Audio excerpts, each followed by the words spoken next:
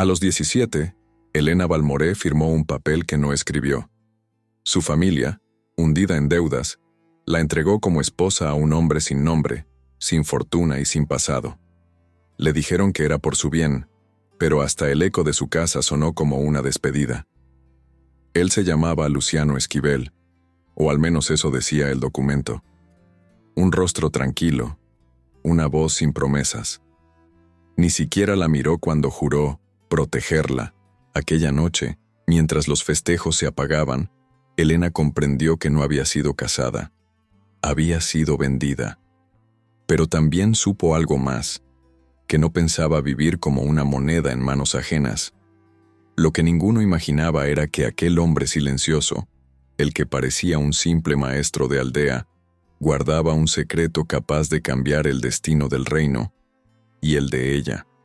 Porque a veces, los amores más grandes no nacen del deseo, sino del dolor compartido. Si te conmueven las historias de amores imposibles, de sacrificio y redención, suscríbete a Crónicas de Coronas y Besos. Publicamos nuevas historias cada día. Y tú eres parte de esta crónica. Cuéntanos en los comentarios desde dónde nos escuchas. La casa, una construcción de piedra, con techos bajos y ventanas que miraban al campo, no tenía el brillo de la nobleza, pero sí la dignidad de quien resiste. Luciano Esquivel ya no estaba.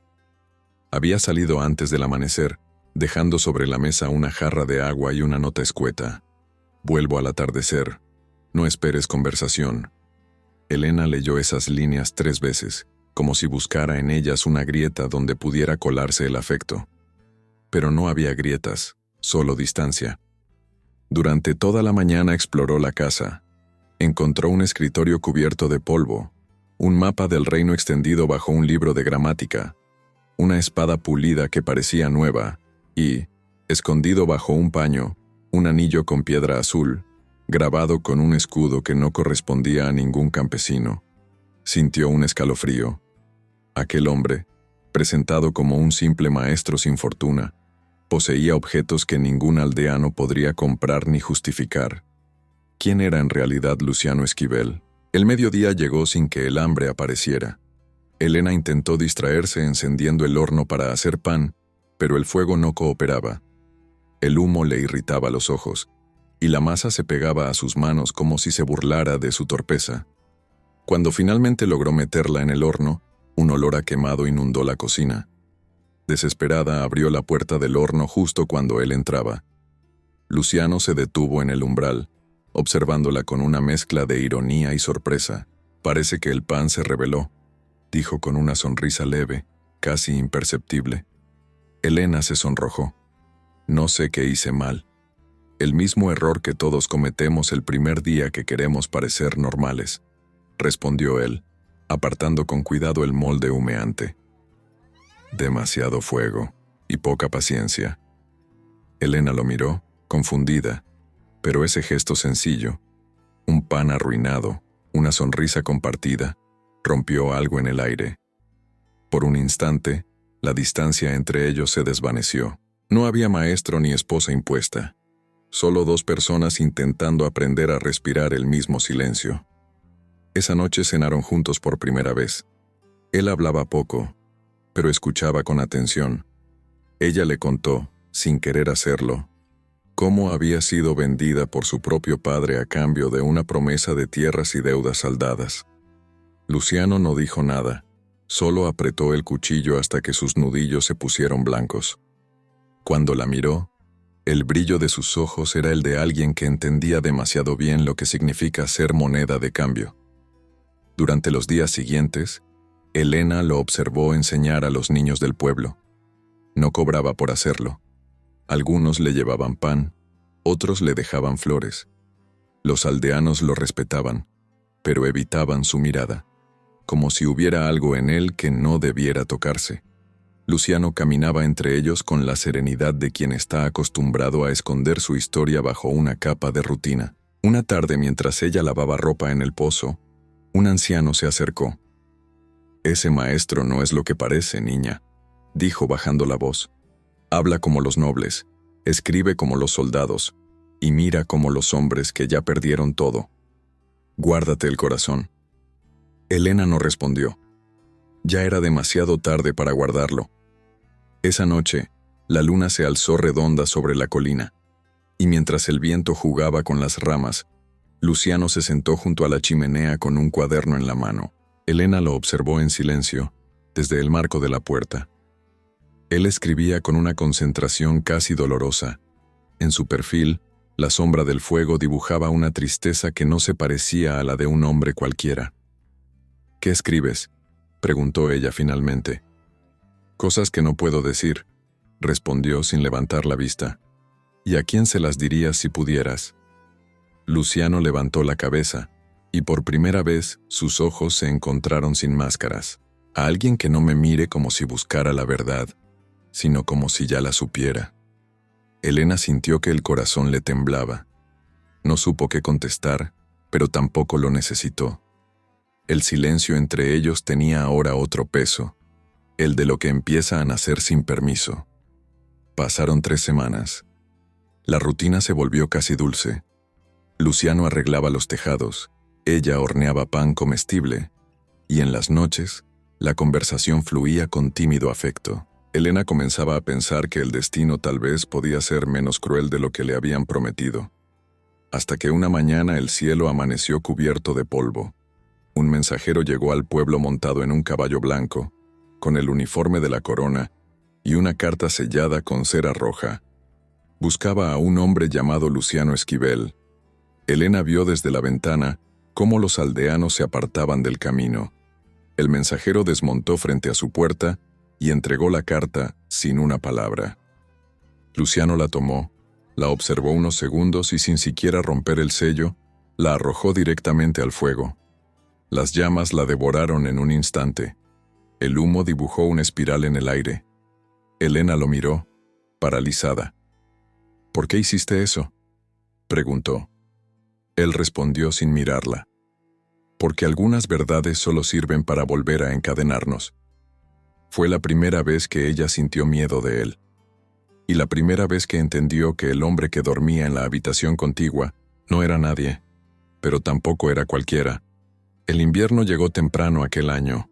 El viento del norte descendía por los campos como un látigo, y la escarcha dibujaba pequeñas flores en los cristales de la casa. Elena encendía el fuego cada mañana antes del amanecer, mientras Luciano permanecía en silencio junto a la ventana, mirando la línea del bosque con la expresión de quien espera algo, o a alguien. Desde la llegada de la carta quemada, su trato se había vuelto más distante, aunque más cortés. Era como si entre ellos hubiera crecido un muro invisible, hecho no de desprecio, sino de secretos. Aún así, cada gesto suyo parecía una promesa que no se atrevía a cumplirse. Cuando la ayudaba a cargar leña, lo hacía sin tocarla. Cuando se despedían, lo hacía con una mirada que duraba un segundo más de lo prudente. Una tarde, mientras ordenaba el estudio, Elena encontró entre las cenizas del hogar un fragmento del sello real, parcialmente derretido por el fuego. El metal aún conservaba la forma de un escudo, un halcón sobre 3 estrellas. El emblema de la casa Montclair, la familia que había gobernado el reino antes del ascenso de la reina Sofía. Su respiración se detuvo. Recordó vagamente ese símbolo, grabado en los libros de historia de su infancia, y también en los rumores que su padre murmuraba sobre una sangre maldita que había sido desterrada tras un golpe de palacio. Guardó el fragmento bajo su falda y esperó a la noche.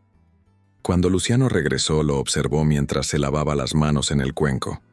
«Hoy encontré algo», dijo ella sin mirarlo. «¿Algo?». «Sí, en el fuego». Elena colocó el pedazo del sello sobre la mesa. Luciano se quedó inmóvil. El silencio fue tan largo que hasta el fuego pareció vacilar. Luego, lentamente tomó el fragmento con los dedos, lo observó bajo la luz y dijo con calma: «Un resto de metal, nada más». «No mientas», susurró ella. «Ese emblema pertenece a la corona. Lo he visto antes en los libros que escondes». Luciano levantó la mirada, pero no con ira, sino con tristeza. «Algunas verdades pesan más que las mentiras», Entonces dime cuál de las dos me das, replicó ella. Él suspiró dejando el sello sobre la mesa.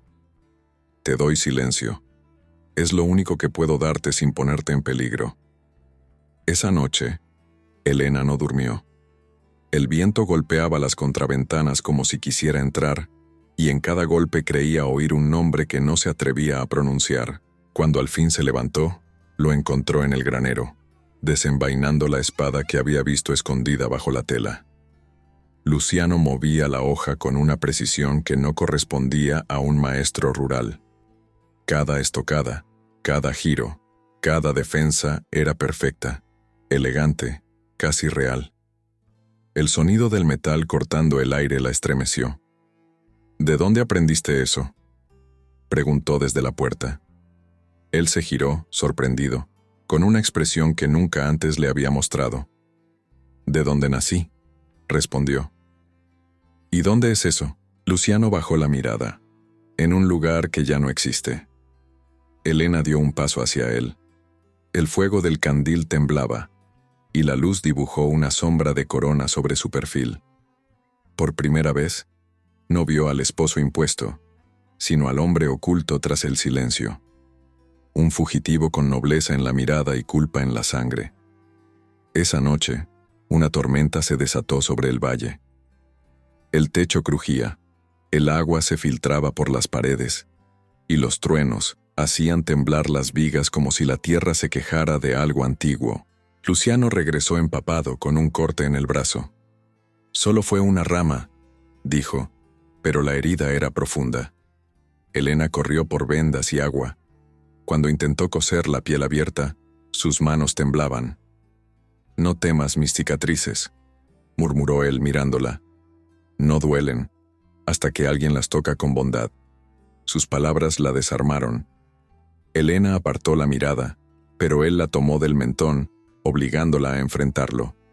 «¿Por qué sigues aquí sabiendo que te mentí?». «Porque ya no me importa quién eres», respondió ella, con la voz más frágil y valiente que jamás había tenido.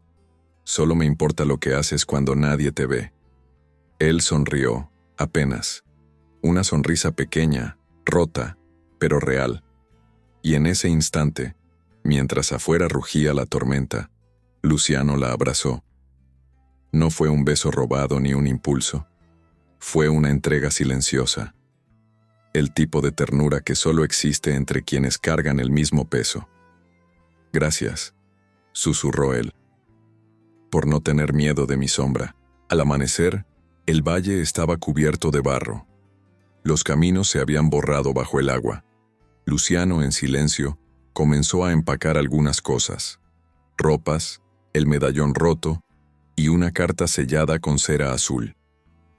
«¿Qué haces?», preguntó Elena, todavía envuelta en la manta. «Han llegado nuevos decretos de la reina», dijo él sin mirarla. «Toda aldea debe entregar fugitivos de la corona. Pronto vendrán a buscarme». «¿Fugitivo?», repitió ella con un nudo en el pecho. «¿De qué crimen te acusan?». «Del mismo que heredé, nacer con la sangre equivocada». Elena dio un paso hacia él. «Entonces huiremos juntos». Luciano negó despacio. «No. Tú te quedarás. Si saben que estás conmigo, te usarán para atraparme. Parte antes del amanecer. Lleva esta carta». «¿Qué hay dentro?». «Mi nombre verdadero», dijo, con una tristeza infinita. «Y un destino que no quiero que cargues». Elena lo miró. Quiso gritar, negarse, romper el silencio con promesas. Pero no lo hizo. Solo tomó la carta y la guardó junto al corazón. Cuando la luz comenzó a filtrarse por las rendijas, Luciano montó su caballo y partió sin mirar atrás. El sonido de los cascos se perdió en la neblina. Elena quedó sola en el umbral, sintiendo que el frío ya no venía del invierno, sino del lugar exacto donde había aprendido a amar a un hombre sin nombre. Horas después, los tambores sonaron a lo lejos. Un mensajero pasó gritando por el camino: «Por orden de la reina Sofía, ningún fugitivo será perdonado». Elena apretó la carta contra el pecho, y por primera vez entendió que el amor que acababa de nacer tendría que aprender a sobrevivir entre mentiras de sangre. El amanecer llegó con un silencio extraño, uno que no pertenecía al campo sino al miedo. Las aves no cantaron, los perros no ladraron, y desde la colina se veía una nube de polvo avanzar, lenta y ordenada, como un ejército de sombras. Elena se asomó a la ventana. El viento agitaba las cortinas y traía consigo un sonido metálico, el choque de armaduras, los cascos de los caballos y el estandarte azul con el sello de la corona. El ejército de la reina había llegado a la aldea. Luciano se levantó de inmediato, el rostro más pálido que la luz. Había dormido junto al fuego, con las botas puestas, como si ya supiera que ese día sería el último de su libertad. «Van a registrar casa por casa», dijo, mirando por la rendija de la puerta. «Si me encuentran aquí, morirás conmigo». Elena le tomó la mano. «Entonces moriré mintiendo». Él intentó responder, pero ella ya se movía con decisión. Empujó una estantería y abrió una trampilla oculta bajo el suelo. Allí había un espacio pequeño, lo suficiente para ocultar un cuerpo. «Baja», ordenó. «No», replicó él. «No te expondré. Ya lo estás haciendo. Obedece, por una vez». Luciano la miró.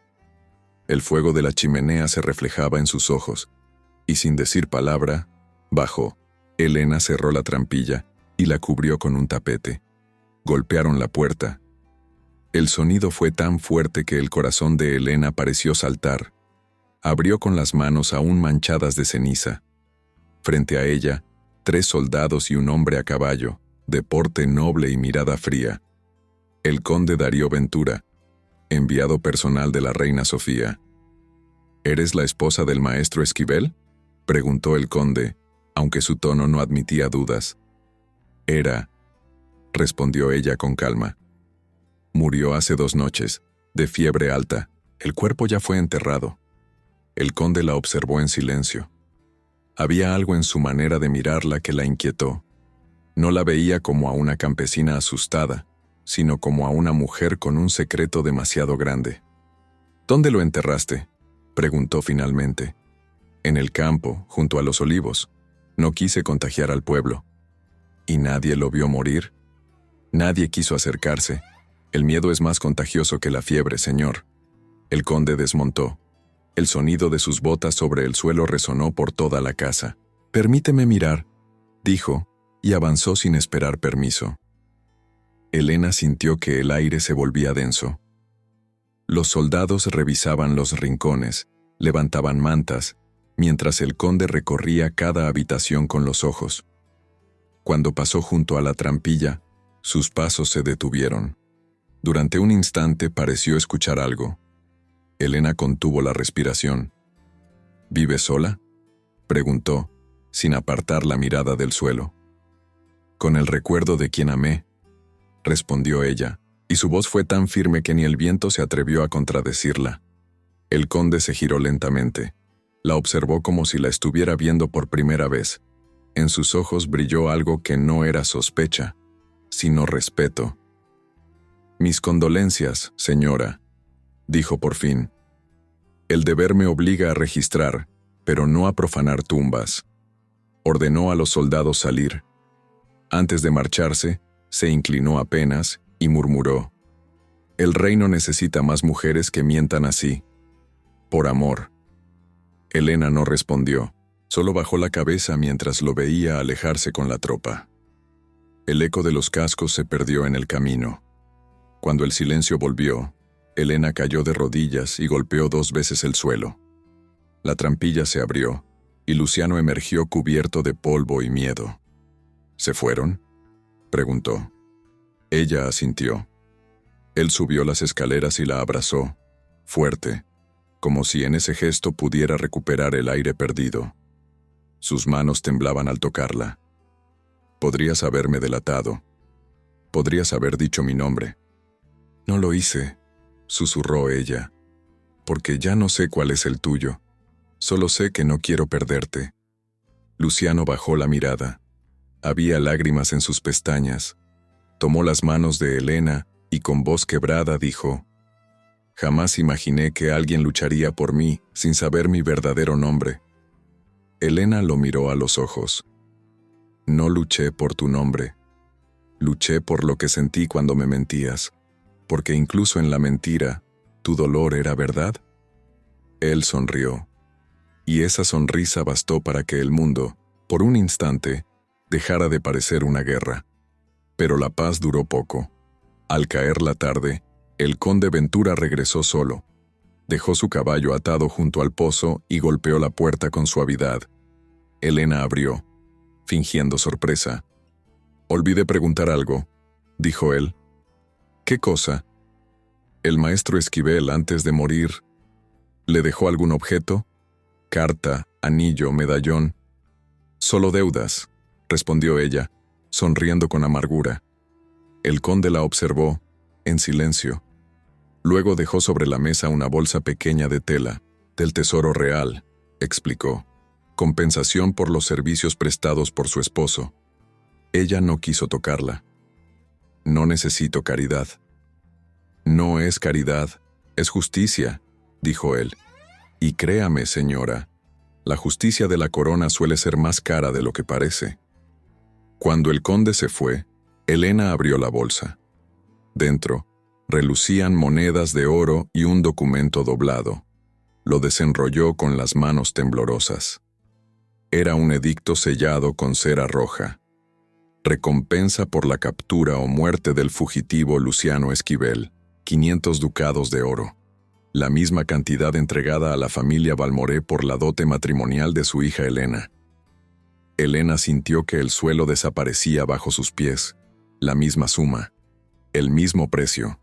Su vida, su matrimonio, su amor, todo había tenido el mismo valor ante la corona. Se dejó caer en la silla con el papel entre los dedos. Luciano se acercó desde la escalera. «¿Qué ocurre?» Ella levantó la vista, los ojos llenos de fuego. «Acabo de descubrir cuánto vales tú ante la reina y cuánto valía yo ante mi padre». Luciano entendió sin leer. El silencio entre ellos se volvió una promesa de guerra. Elena arrojó el papel al fuego. «Si alguna vez hubo precio por nosotros, que arda con él. Y si algún día me buscan, que sepan que ya no soy una esposa vendida, sino la mujer que aprendió a mentir mejor que los reyes». Las llamas devoraron el documento.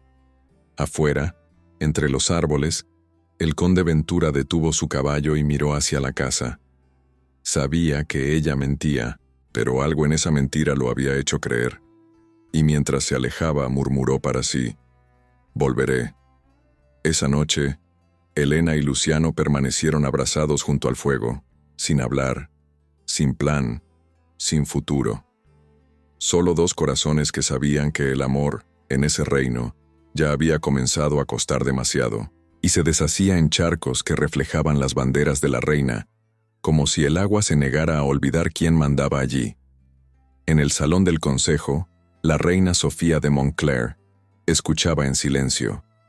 Tenía el mentón elevado, las manos cruzadas sobre el regazo, y la mirada de quien ha aprendido que el poder no se demuestra gritando, sino obligando a los demás a susurrar. Frente a ella, de pie, el conde Darío Ventura relataba lo ocurrido en la aldea. «La orden fue cumplida, Majestad», dijo. «Registramos casas, caminos, establos. No encontramos rastro del fugitivo, pero, repitió la reina sin cambiar el gesto. «Hay algo que quiere decir y no se atreve». Darío apretó los labios. «Conocí a su esposa, o a la mujer que dice ser su viuda. Nombre: Elena Balmoré». La reina entornó los ojos como si buscara ese apellido entre viejos archivos de su memoria. «¿Y?» Mintió con una sangre fría que no he visto ni siquiera en la corte. Lo dio por muerto, enterrado, consumido por la fiebre. Si es verdad, he perdido a mi presa. Si no lo es, Majestad, entonces ese hombre tiene a su lado algo más peligroso que una espada. Una mujer dispuesta a desafiarla». Sofía sonrió por primera vez. Una sonrisa fina, cortante. «Los hombres nacen y mueren todos los días, conde Ventura. Lo que realmente altera los reinos es cuando las mujeres dejan de creer en nuestro teatro. A su derecha, don Esteban Larralde, consejero real, observaba con atención. Era un hombre de rostro afilado, como tallado a cuchillo, y ojos que parecían medir no lo que se decía, sino lo que se callaba. Majestad, intervino. Quizá debamos cambiar la forma de casar. Si el heredero se esconde, presionemos donde más duele, en su afecto. Traiga a la joven Balmoré a la capital, bajo cualquier pretexto. Si él vive, vendrá por ella. La reina se recostó en el trono. El silencio se hizo más denso. ¿Y qué excusa propones, Esteban? El palacio siempre necesita manos nuevas, sirvientas discretas. Y usted, Majestad, siempre ha dicho que le gusta rodearse de ojos que todavía creen en los cuentos que contamos. Darío frunció el ceño. La muchacha no es una campesina cualquiera. Tiene modales, educación. Diría que nació para estar de este lado de los muros, no del otro. Mejor aún, replicó Esteban. Cuando la arranquemos de su casa, el pueblo lo verá como una recompensa, pero para ella será una jaula dorada. Y para él, si todavía respira, una provocación. Sofía apoyó los dedos en el brazo del trono, marcando el ritmo de sus pensamientos. Háganlo, dijo al fin. Tráiganla aquí. Quiero ver los ojos de la mujer capaz de convencer a un conde de que un muerto sigue siendo amenaza. En la aldea, el viento empezaba a traer los primeros rumores de primavera, pero en la casa de piedra el invierno aún no había terminado. Desde la visita del ejército, Luciano no se aventuraba a salir de día. Trabajaba en la penumbra, escribiendo cartas que no enviaba, revisando mapas, memorizando nombres, como si se preparara para un examen que todavía no tenía fecha. Elena intentaba vivir con cierta normalidad. Amasaba pan, cuidaba el pequeño huerto, escuchaba a doña Milagros hablar de lluvias, cosechas y dolores de rodilla. Pero en su pecho algo no dejaba de martillar. La imagen del sello real ardiendo en el fuego y la cifra de la recompensa por la cabeza de su esposo, igual a la que su padre había aceptado por casarla. Una tarde, mientras recogía ropa del tendedero, un carruaje polvoriento se detuvo frente al portón. Bajaron dos hombres con libreas verdes y un tercero vestido de negro, delgado y elegante, don Esteban Larralde. ¿Elena Balmoré?, preguntó, con una cortesía que olía a peligro. Sí, respondió ella, sujetando una sábana contra el pecho. Vengo en nombre de su majestad, la reina Sofía de Monclar. La palabra reina pesó en el aire como hierro caliente. Esteban continuó. Nos han informado de su pérdida. La corona lamenta profundamente la muerte del maestro Esquivel. Elena sintió cómo la mentira que había contado se le convertía en cadenas alrededor de la garganta. En su honor, prosiguió él, su majestad desea ofrecerle un puesto en el palacio, servicio interno, techo seguro, comida, un futuro mejor. Una jaula, pensó ella. No sé servir en palacios, dijo en voz alta. Solo sé encender hornos y remendar ropa. Eso es exactamente lo que necesitamos, sonrió Esteban. El reino se sostiene tanto por las manos que firman decretos como por las manos que lavan los manteles. Elena miró hacia la casa, como si esperara ver a Luciano aparecer en el umbral. Pero él estaba escondido, fundido con la oscuridad del sótano. Tómese un momento para pensarlo, añadió Esteban. Volveré al anochecer. Dentro de la casa, el aire era más pesado que afuera. Elena cerró la puerta con cuidado y corrió hacia la trampilla. Luciano emergió con las manos llenas de polvo y los ojos llenos de preguntas. Los hombres de la reina, dijo ella, con la voz temblando entre rabia y miedo. Quieren llevarme al palacio. Dicen que es una oferta por tu muerte. Luciano apretó la mandíbula. No puedes ir. Si no voy, sospecharán. Si sospechan, registrarán otra vez, y esta vez no bastará con una mentira. Él comenzó a caminar de un lado a otro, como una bestia enjaulada. Elena, no sabes lo que es ese lugar. Entre esas paredes aprendí que la sangre vale más que la verdad. Y aquí fuera, aprendí que mi vida vale menos que el oro, respondió ella. Si me quedo, te delataré con el miedo. Si me voy, al menos sabré qué quieren de ti. Luciano se detuvo. Sus ojos se suavizaron. Tienes miedo y aún así decides caminar hacia la boca del lobo. No es valentía, susurró. Es amor. Él soltó una risa breve, amarga. En este reino el amor es el más torpe de los soldados, y el único que no abandona la batalla. Se acercó despacio. Tomó sus manos entre las suyas. Por un momento no hubo tronos, ni decretos, ni recompensas. Solo dos personas que se habían encontrado tarde, pero a tiempo para cambiar algo en sí mismas. Espérame, dijo ella. Si sé que estás viva, aprenderé a respirar, respondió él. Entonces Luciano se apartó un segundo, abrió un pequeño cofre de madera y sacó una carta sellada con cera azul. La colocó en sus manos, con una seriedad que la hizo estremecer. Quiero que te lleves esto. Elena miró el sobre, pesado, con el sello intacto. ¿Qué hay dentro? Mi verdad, contestó él. Más de la que he sido capaz de darte con la voz. Se inclinó un poco, buscando sus ojos. Si algún día dudas de mí, lee lo que hay dentro. Pero solo si el miedo es más fuerte que el amor. Elena tragó saliva. La carta le pesaba como una piedra caliente. ¿Y si nunca la abro? Entonces, quizá, habremos ganado esta guerra sin saberlo. Se miraron en silencio. Las manos de Luciano temblaban al soltar el sobre. Elena lo guardó junto al pecho, debajo del vestido, como si quisiera que esas palabras todavía selladas se mezclaran con los latidos de su corazón. Antes de que la tarde cayera del todo, los hombres del palacio regresaron. Doña Milagros, desde la puerta de su casa, cruzó una mirada con Elena.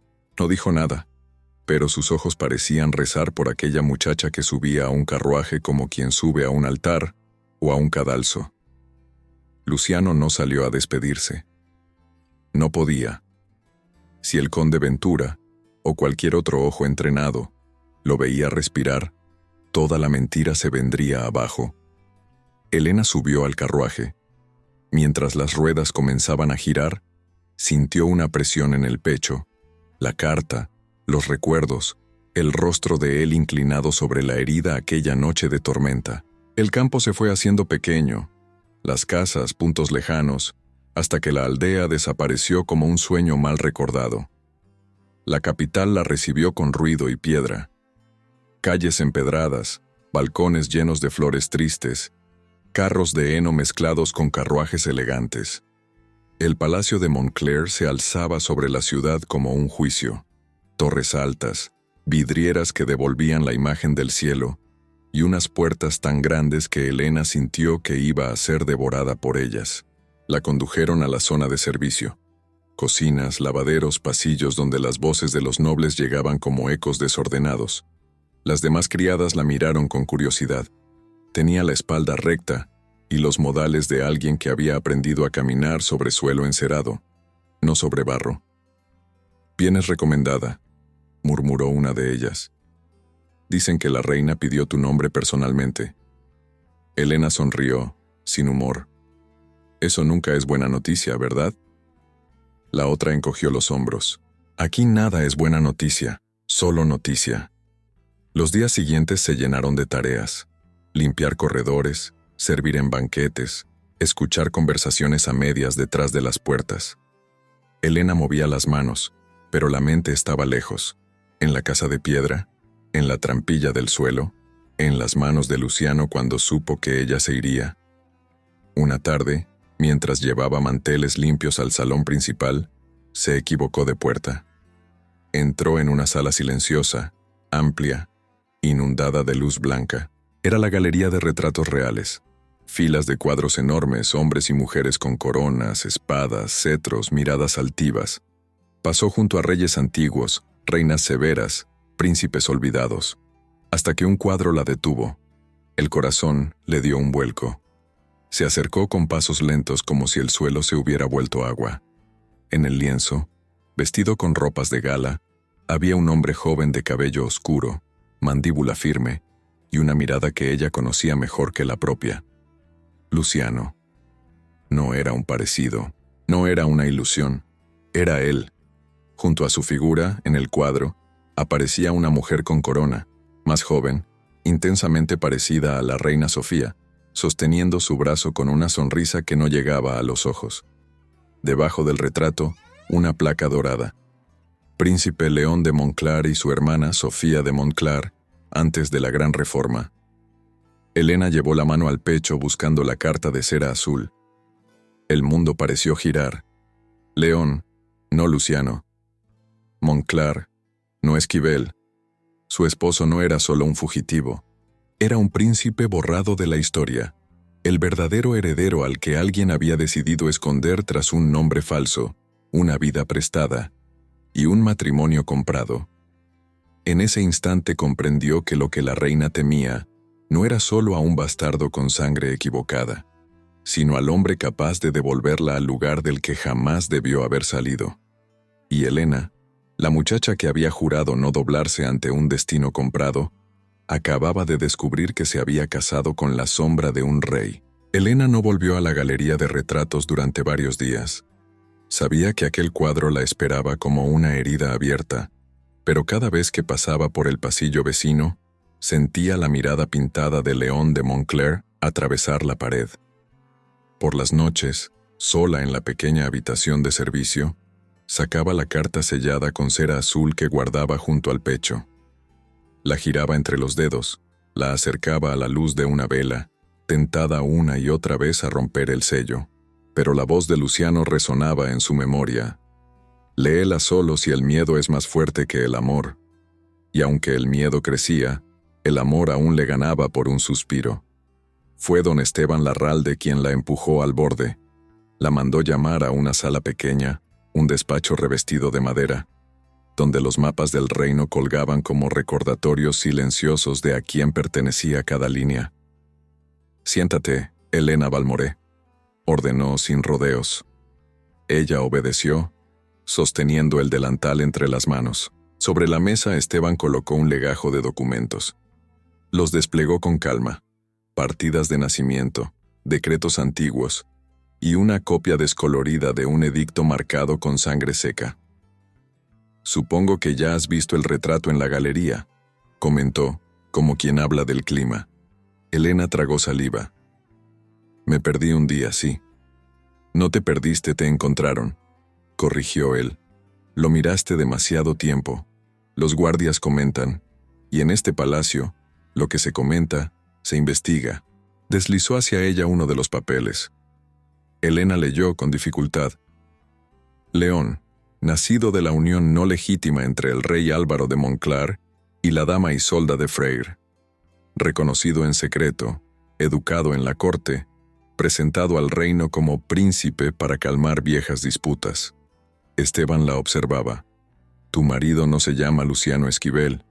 Ese nombre es una máscara. Nació bastardo, pero fue educado como heredero. Luego, cuando la reina Sofía necesitó el trono para sí, ese niño se convirtió en un problema que había que desaparecer». Elena sintió que el suelo se inclinaba ligeramente. ¿Lo mandaron matar? Digamos que lo empujaron hacia el olvido. Un accidente de caza, un cuerpo que nunca apareció, un nuevo régimen llamado Gran Reforma. El reino necesitaba paz, ¿comprendes? Y la paz, a veces, se compra con sangre. Los dedos de Elena se cerraron en puños. ¿Y qué tiene que ver mi familia con todo esto? Esteban sacó otro documento. Tu apellido no es cualquiera. Los Balmoré apoyaron a la antigua corona. Tu padre perdió tierras, títulos, influencia, hasta que alguien tuvo una idea brillante: casar a su hija con un maestro de aldea llamado Esquivel. Un nombre falso para un hombre cuyo rostro la reina jamás quería volver a ver. Elena sintió náusea. Todo encajaba con una crueldad perfecta. el precio de la recompensa, la dote, el matrimonio forzado. ¿Por qué me cuenta todo esto?, susurró. Esteban sonrió, pero sus ojos permanecieron fríos. Porque ningún secreto se regala sin interés. Y porque la reina empieza a cansarse de fantasmas. Necesita certezas. Se inclinó hacia ella. Te haré una oferta que muy pocos reciben. Entrégame a Luciano, o León, o como prefieras llamarlo. Dinos dónde se esconde. ¿Qué aliados tiene? Ayúdanos a cerrar esta historia y yo personalmente conseguiré que se te devuelva el título de tu familia. Tierras, posición, respeto. Nunca volverás a ser una esposa vendida ni una sirvienta de cocina. Las palabras quedaron suspendidas como cuchillos. ¿Y si me niego?, preguntó Elena. Entonces seguirás lavando manteles mientras el hombre que amas muere como traidor, y tu apellido permanecerá hundido donde lo dejaron. Elena se levantó despacio. Sus manos ya no temblaban. Cuando era niña, mi padre me enseñó que los títulos lo eran todo, dijo. Luego me vendió por uno. Aprendí la lección. No pienso vender a mi marido por la misma moneda. Esteban la observó con una mezcla de exasperación y respeto. Creí que dirías eso, admitió. Por eso esta conversación no existió. Por ahora. Al salir, Elena sentía que cada paso pesaba como piedra. Sus ojos ardían, pero aún no lloraba. Había algo que debía hacer primero. Esa noche, la lluvia volvió, cayendo sobre los jardines del palacio como un telón. Elena se escabulló hacia el jardín interior, su refugio, donde una fuente susurraba secretos de agua. Allí, por fin, rompió el sello de cera azul. El corazón le golpeaba el pecho como si quisiera escapar antes de conocer la verdad. La carta comenzaba sin saludo. No sé con qué nombre me conocerás cuando leas esto. Tal vez como maestro, tal vez como cobarde, nunca como príncipe, porque ese título me lo arrancaron el día en que mi padre murió en su propia sangre. Elena leyó sobre el golpe sangriento, el rey Álvaro envenenado en un banquete, los aliados de Sofía tomando el castillo, León escondido por manos leales y luego obligado a morir oficialmente para que el reino aceptara a la nueva reina. Soy hijo de un hombre que amó demasiado el trono y de una mujer que nunca tuvo derecho a sentarse a su lado. Llevo en mí una corona que no pedí y una guerra que no quiero. Si algún día dudas de mí, recuerda esto. No huyo del trono por cobardía, sino porque no quiero que tu cuello pague por mi apellido. Las lágrimas finalmente cayeron, mezclándose con la lluvia que mojaba su rostro. Nunca quisiste arrastrarme a tu destino, murmuró, pero ya estoy dentro de él. Una sombra se movió entre las columnas, una figura empapada hasta los huesos, con la capa pegada al cuerpo y los ojos encendidos por la urgencia. Elena. Ella se giró. Su nombre, en la voz de él, sonó como un regreso a casa. Luciano, o León, había entrado en el palacio. «¿Estás loco?», susurró ella corriendo hacia él. «Si te ven aquí no habrá carta ni mentira que te salve». Él la tomó por los hombros, respirando agitado. «No podía quedarme en la aldea sabiendo que te habían traído a la boca del monstruo. Hice lo que juré no hacer. Te arrastré a mi guerra». La lluvia caía con fuerza pegando el cabello de Elena a sus mejillas. «Nunca quise esto para ti», dijo Luciano. «Nunca quise que supieras quién era León, ni cómo terminó. Por eso acepté ser un hombre sin nombre, un maestro y nada más. Quise construir una vida donde mi pasado no pudiera matarte». Elena levantó la carta, empapada. «Llegaste tarde», susurró. «Ya lo sé todo. Sé quién eres. Sé lo que te hicieron. Sé lo que quieren que yo haga contigo». Los ojos de él se oscurecieron. «¿Y qué quieres hacer tú?». Ella dio un paso adelante. La lluvia se convirtió en una cortina que los aisló del mundo. «Lo único que nunca me preguntaron», dijo. «Quiero quedarme. Quiero luchar a tu lado, aunque el reino entero se nos venga encima». Luciano negó con la cabeza, casi desesperado. Nunca quise arrastrarte a mi destino, repitió, con la voz rota. Elena apoyó la mano en su rostro. Ya soy parte de él, respondió. No porque tu sangre lo diga, sino porque mi corazón lo decidió. Él la abrazó con fuerza, con urgencia. Bajo la lluvia, sus cuerpos dejaron de ser dos caminos separados. No hubo beso grandioso, solo un contacto de frentes, respiraciones mezcladas y promesas silenciosas. Si nos descubren, murmuró él. Entonces que nos descubran juntos, dijo ella. No tuvieron que esperar mucho, un crujido de ramas, un sonido de cuero mojado. Detrás de una columna, una figura los observaba en silencio. El conde Darío Ventura. Sus ojos claros no mostraban sorpresa, solo la resignación de quien ve confirmarse su peor sospecha. Debería haber confiado más en mi instinto, dijo, saliendo de las sombras. Un muerto que sigue causando tormentas raramente está enterrado. Elena se apartó de Luciano, pero no dio un paso atrás. Siguió sosteniendo su mano. Conde, puedo explicarlo, dijo ella. No lo dudo, respondió Darío. Pero la reina no quiere explicaciones. Quiere ejemplos. Hizo un gesto.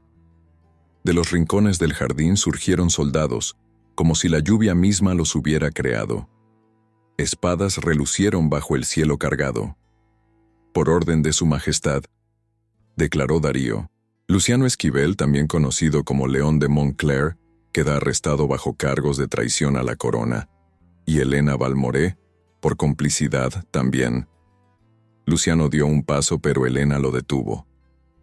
No, susurró. No les daremos el espectáculo que quieren.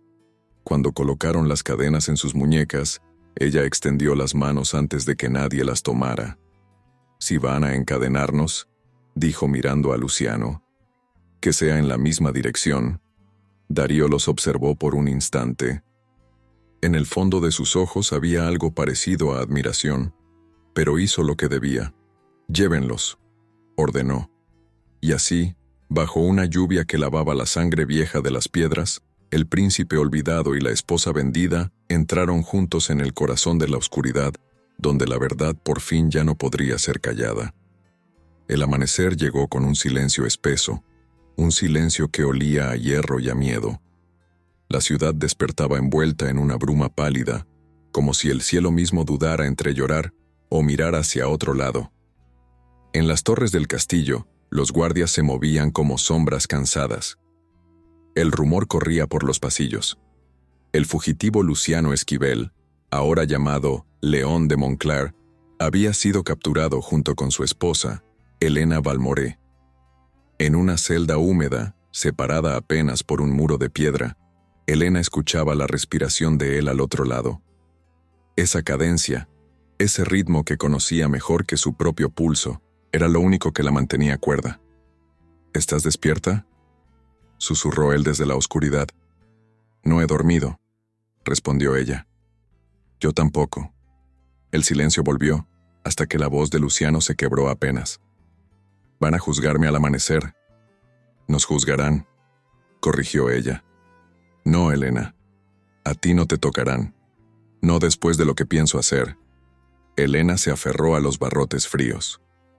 No vas a ofrecer tu vida otra vez. No frente a ellos. Es la única forma, murmuró él. Si muero, la reina tendrá su espectáculo, y tal vez te deje vivir. Y si vivo, ella no descansará hasta verte muerta por mi causa. Elena apretó los dientes, conteniendo las lágrimas. No quiero su misericordia, quiero justicia. Luciano suspiró. Entonces tendrás que escuchar lo que callé demasiado tiempo. La carta que entregaste no era solo una confesión, era mi testamento. Elena se estremeció. ¿Qué escribiste? Verdad, toda la verdad, los nombres, las fechas, los crímenes de Sofía, la sangre derramada para robar la corona. Y al final pedí una sola cosa, que si muero, se lea en público. Que mi muerte hable por los que callaron. Ella cerró los ojos. Eso te condenará. O nos liberará, respondió él con calma. No temo a morir. Temo que el reino siga vivo en su mentira. El amanecer trajo consigo un sonido metálico. Las puertas del gran salón abriéndose para el juicio. El público se agolpaba en los balcones, curioso por ver caer al traidor del que todos hablaban. La reina Sofía, vestida de blanco, ocupaba el trono. A su derecha, don Esteban. A la izquierda, el conde Ventura, cuya mirada no lograba sostenerse firme. Luciano fue llevado al centro de la sala, sus muñecas atadas, el rostro sereno. Elena detrás, con las manos encadenadas pero la cabeza alta. León de Montclar, anunció Esteban, se te acusa de traición, usurpación y conspiración contra la corona. ¿Tienes algo que declarar? Luciano alzó la vista. Sí, que la traición no fue mía, sino del trono que me robó el nombre. Que la corona que hoy me juzga está manchada con la sangre de mi padre. Un murmullo recorrió la sala. Sofía se irguió. Silencio. Pero Luciano siguió hablando. Mi único crimen fue querer vivir lejos del poder que mató a mi familia. Y mi castigo fue enamorarme de una mujer más valiente que todos ustedes juntos. Elena sintió que las lágrimas le ardían, pero no apartó la mirada. Sofía hizo un gesto a los guardias. Ejecuten la sentencia. Pero antes de que pudieran moverse, Elena dio un paso al frente. Sacó de su pecho el pergamino con el sello azul, el mismo que Luciano le había confiado. Antes de morir, dijo con voz firme, quiero que el reino escuche lo que ustedes llaman traición. Y rompió el sello. El silencio fue absoluto. Su voz tembló solo al principio. Yo, León de Montclar, declaro que mi padre, el rey Álvaro, fue envenenado por orden de su hermana Sofía, que don Esteban Larralde falsificó documentos para ocultar el crimen, y que el pueblo fue engañado con promesas escritas sobre cadáveres. Los consejeros se miraron, pálidos. Sofía se levantó del trono. «Mientes», gritó, «arresten a esa mujer». Pero Darío Ventura dio un paso adelante. «Majestad, el sello es auténtico. La firma también». La reina se volvió hacia él, furiosa. «¿Te atreves a dudar de mí?» «No dudo, Majestad», respondió el conde.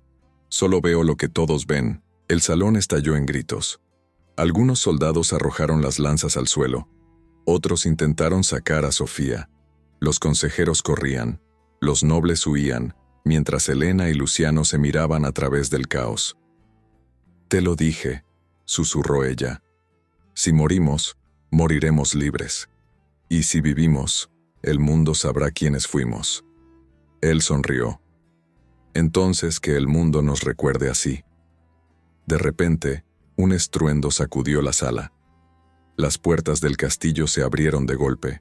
Una multitud irrumpió con antorchas y banderas improvisadas, gritando una sola frase que hizo temblar las paredes. «Justicia para los Esquivel». El sonido era un rugido de alma colectiva. Sofía retrocedió, presa del pánico.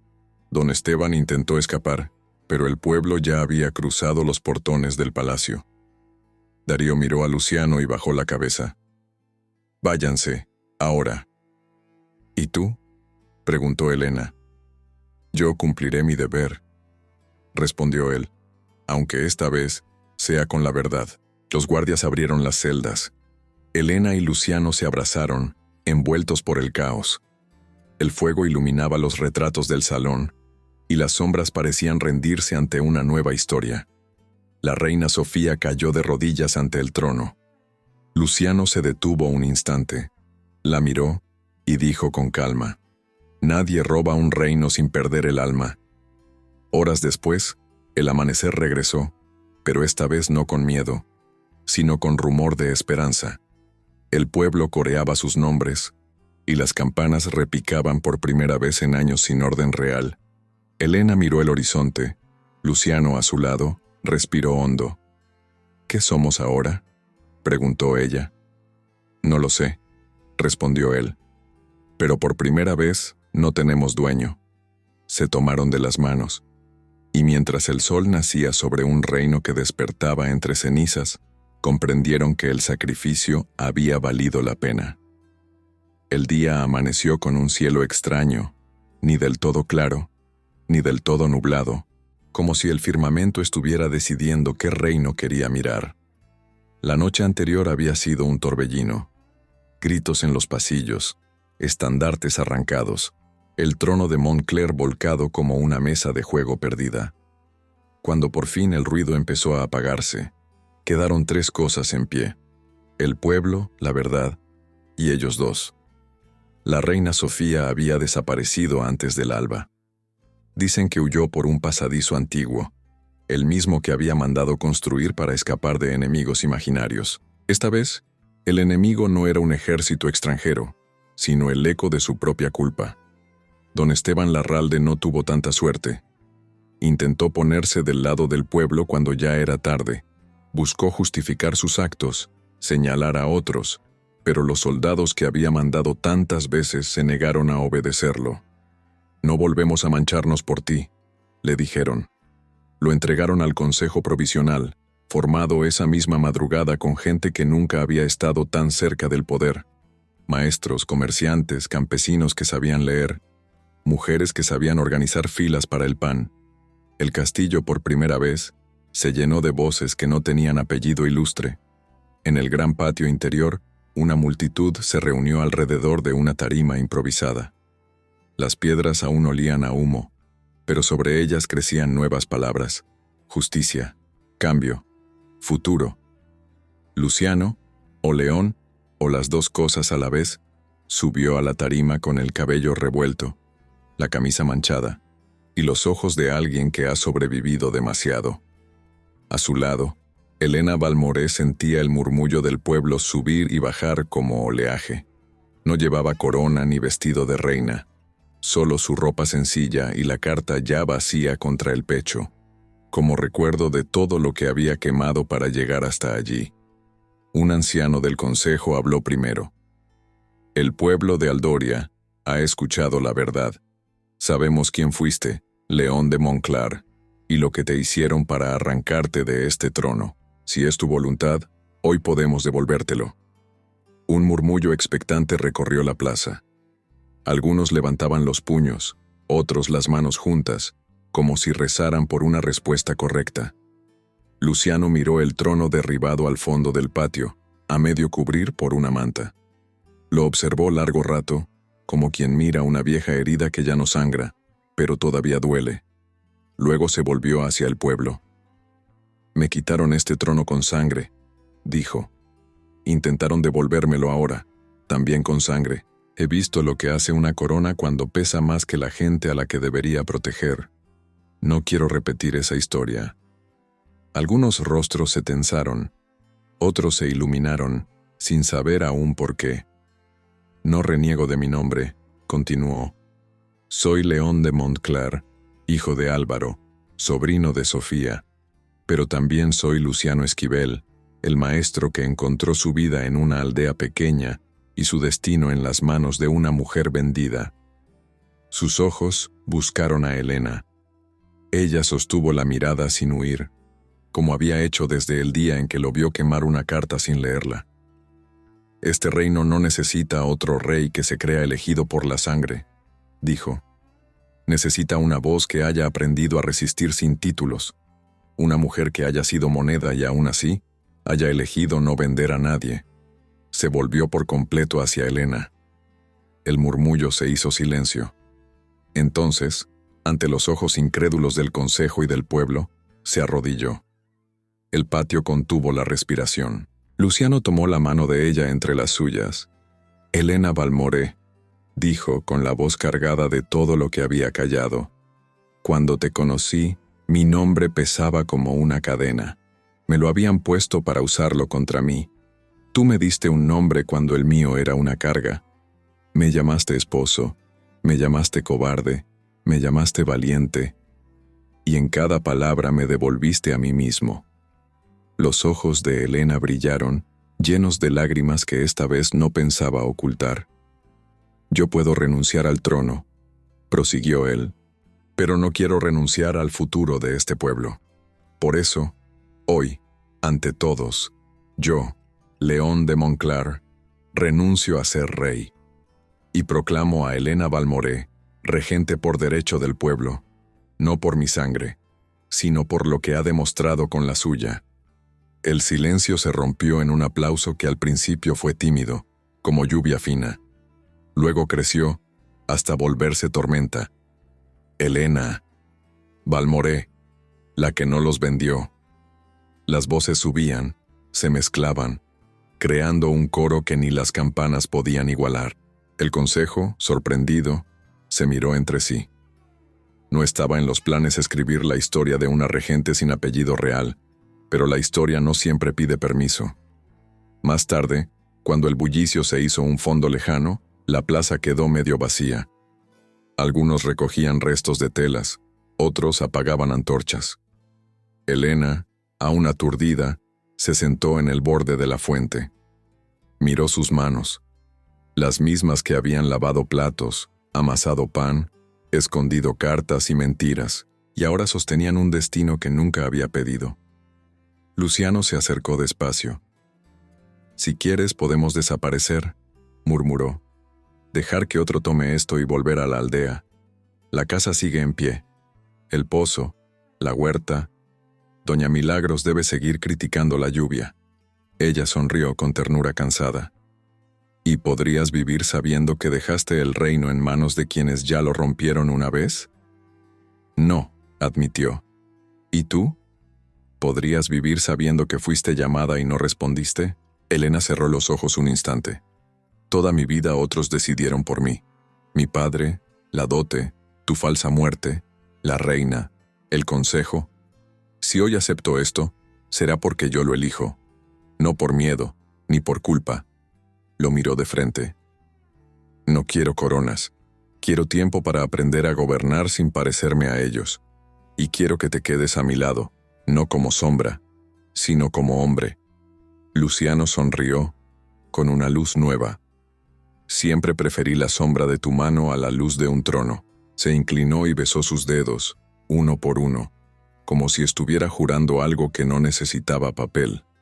Cuando el sol ya empezaba a caer, y el cielo se teñía de tonos rojizos, una figura encapuchada cruzó la plaza casi vacía.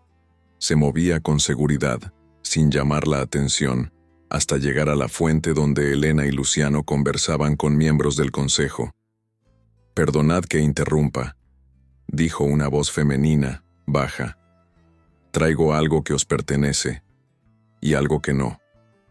La mujer se quitó la capucha. Su rostro era fino, de unos 40 años, con ojos que parecían conocer demasiado. Extendió la mano. En su palma descansaba un anillo con el sello de Montclar, el mismo halcón sobre 3 estrellas que Elena había visto en tantos documentos, y en la memoria. «Este anillo fue escondido el día del golpe», explicó la desconocida. «Lo guardó una mujer que sirvió a vuestra madre, León, y yo lo he custodiado desde entonces. Esperábamos el momento en que alguien se atreviera a pronunciar la verdad». Luciano lo tomó con cuidado, como si temiera romper algo antiguo y frágil. «¿Quién sois?», preguntó. La mujer sonrió con cierta tristeza. «Alguien que pertenece a una rama del árbol que nunca dibujaron en los mapas oficiales. Una Montclar, sin apellido escrito». Se volvió hacia Elena. Sus ojos brillaron con una mezcla de respeto y advertencia. «Este reino tiene más herederos de los que imagináis», dijo en voz baja. «Y no todos han aceptado perder lo que creen suyo». Colocó el anillo sobre la piedra de la fuente. «Hoy os aclaman. Mañana os pondrán a prueba. Recordad que las coronas se caen cuando olvidan que están hechas para proteger cabezas, no para cortarlas». Sin esperar respuesta, se cubrió de nuevo con la capa y se perdió entre las callejuelas. Elena y Luciano se miraron en silencio. El anillo brillaba entre ellos, mitad promesa, mitad amenaza. «Parece que nuestra historia no termina aquí», murmuró él. «No», respondió ella con una sonrisa que mezclaba miedo y determinación. «Apenas hemos pasado la primera página. Las últimas luces del día se reflejaron en el agua de la fuente, donde el cielo y el sello de Montclair se confundían por un instante. Y mientras la noche caía sobre un reino que por fin empezaba a hablar en voz alta, una nueva crónica se escribía en silencio, esperando al próximo oyente dispuesto a escuchar cómo el amor y la justicia seguían peleando por la misma corona. ¿Y tú? ¿Que has llegado hasta aquí? ¿Crees que un reino puede cambiar sin olvidar quién lo rompió? Si esta historia tocó tu corazón, suscríbete a Crónicas de Coronas y Besos aquí. Cada día revivimos amores imposibles, destinos cruzados y verdades que los reyes intentaron enterrar. Deja tu comentario y cuéntanos desde dónde nos escuchas. Porque en este reino, cada historia merece ser recordada.